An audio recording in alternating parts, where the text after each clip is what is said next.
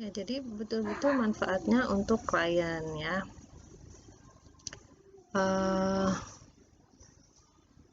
Klien bisa belajar dari cerita kita ya. Uh, ini sehingga terbangun suatu pertemanan yang menciptakan saling support ya.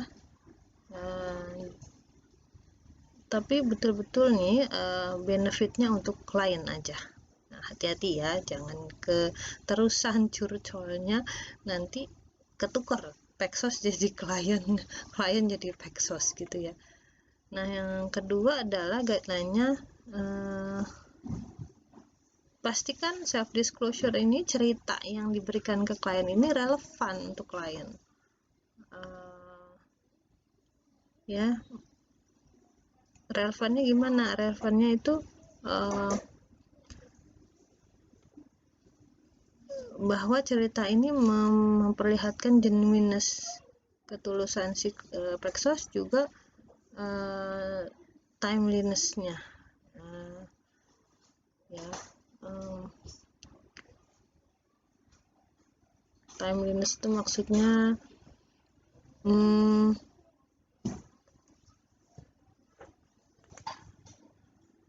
ya, jadi genuineness dan timeliness maksudnya ada ketulusan di sana dan ada tepat waktunya. Jadi self disclosure atau cerita yang Paxos sampaikan ke klien itu betul-betul relevan, mencerminkan kegenuinan, ketulusan Paxos dalam menceritakannya, dan juga tepat waktunya ya.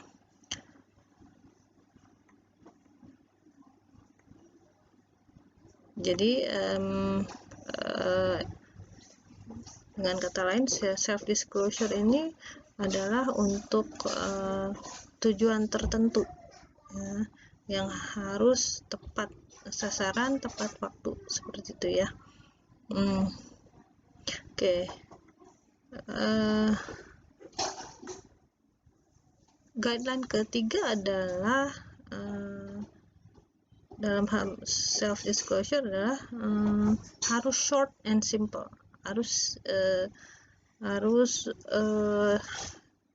singkat dan simple ya. Jadi menceritakan feelings, kehidupan atau experience kita itu dengan purpose yang tadi, tujuan untuk membantu klien, dengan cara yang singkat padat, bukan yang bertele-tele panjang ceritanya, nanti nggak kebagian waktunya kliennya ya. Kliennya harusnya yang cerita banyak, malah Paxosnya yang cerita banyak. Nah, kadang-kadang klien kadang-kadang nanya usil ya, bukan usil juga, kadang-kadang basa-basi atau apalah, atau kepo gitu, nanya misalkan udah menikah apa belum, atau ya hal-hal yang sebenarnya Paxos agak nggak nyaman ditanya seperti itu ya. Nah, pada situasi seperti ini Paxos punya dua pilihan. Yang pertama, bisa ya, ini termasuk self disclosure ya, dari pertanyaan yang diajukan klien. Kalau ditanya hal-hal yang sensitif seperti itu, Paxos bisa menjawab dengan jujur, tapi dengan singkat dan simple. Lalu nanti setelah jawab, oke, kita kembali ke interview kita gitu ya, kembali ke laptop ya, seperti itu. Jadi jangan diperpanjang ya. Yang kedua adalah menghindari menjawabnya. Kalau kita memang betul-betul nggak nyaman, nggak siap untuk menjawab itu, kita bisa menghindarinya dengan cara secara langsung fokus ke hal yang lain, seperti proses interview dengan klien.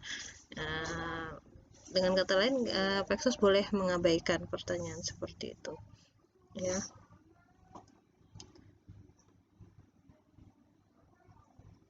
Misalkan kalau dia nanya seperti itu kan pertanyaan nggak relevan ya untuk pada saat ini gitu. Jadi kayak Paxos bisa langsung menjawab seperti ini, you seem really anxious to get off the topic today, what's on your mind. Misalkan sepertinya Anda agak kurang Anda agak gugup ya, sehingga keluar topik hari ini, apa yang mengganggu pikiran Anda. Nah, jadi dialihkan, dibelokin gitu ya. Oke.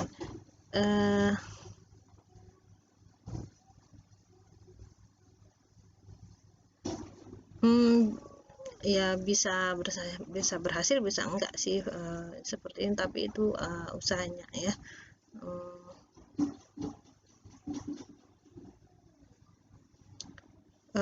Misalkan kalau Anda memutuskan untuk menghindari menjawab ya, yang second choice ini, kemudian tidak berhasil, artinya si kliennya tetap aja nanyain, nah kamu bisa jawab tapi jawabannya seperti ini, I really don't feel comfortable answering that, let's get back to the matter at hand. Jadi secara jujur bilang bahwa aduh maaf, saya kurang nyaman menjawab itu, gimana kalau kita kembali ke topik aja gitu ya. Tentunya kita nolaknya dengan halus ya. Jadi self disclosure itu membutuhkan ketepatannya, kapannya, apanya yang harus diomongin ya, kemudian sebanyak apa yang di-share dengan klien ya. Jadi ketika Anda betul-betul hati-hati dan betul-betul hati-hati menseleksi informasi yang akan Anda sampaikan ke klien, ya ini Anda berarti sudah berhasil atau sudah sedang menggunakan apa yang disebut social worker sebagai professional use of self.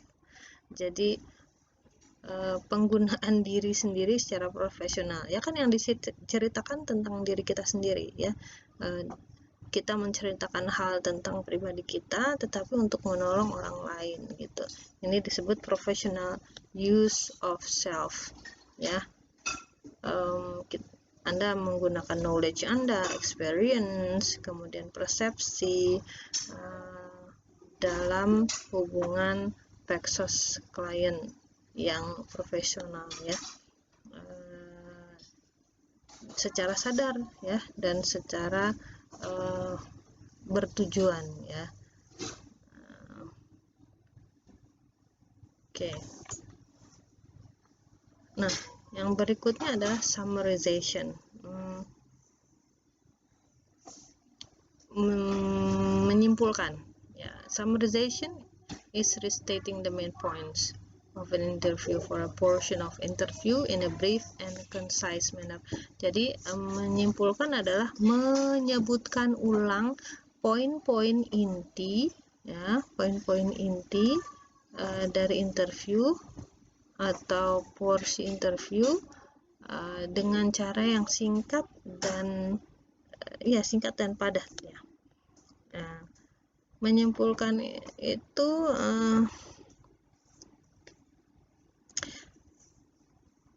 menyimpulkan apa yang sudah dilakukan sepanjang interview ini sangat berguna ketika mengakhiri interview ya, karena itu akan memberikan klien kesan atau memberikan catatan-catatan positif terhadap klien ya. Juga menyarikan atau menyimpulkan rekomendasi tentang apa akan melakukan apa sebelum next meeting ya, atau mengkristalkan rencana yang telah dibuat ya di pikiran klien, baik di pikiran klien maupun di pikiran worker ya. Jadi seperti itu, misalkan kita sebelum menutup